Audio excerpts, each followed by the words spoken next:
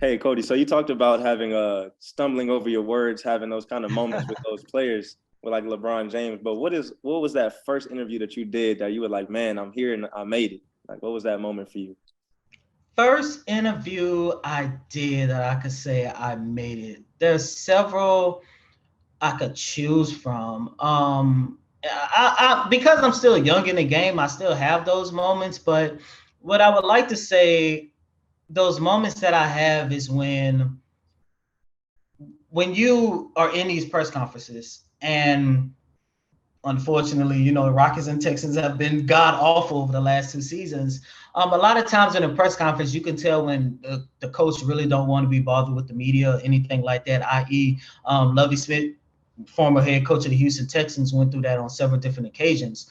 But even in those tense moments when I ask a question, whether it be something regarding to the players on the field, whether it be something regarding to something off the field, whatever the case might be, I always measure myself as how they answered the question.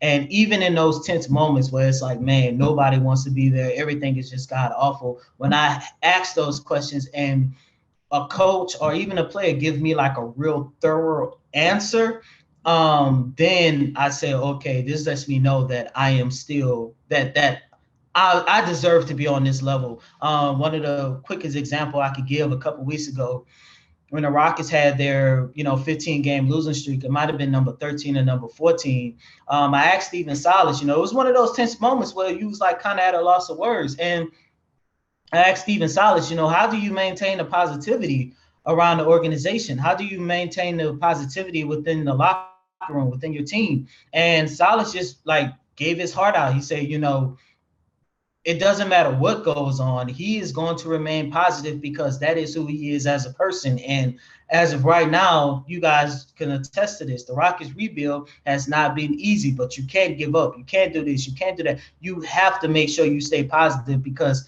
even though the Houston Rockets organization is professional, he's still dealing with kids at the end of the day, kids that can probably be in college along with you as of right now. So, those was one of those moments. And of course, when you have a good question when you see it used in the Chronicle on ESPN Houston, Sports Radio 610. When you look on social media and stuff, and that's is one of the biggest takeaways. I could say that's one of those moments.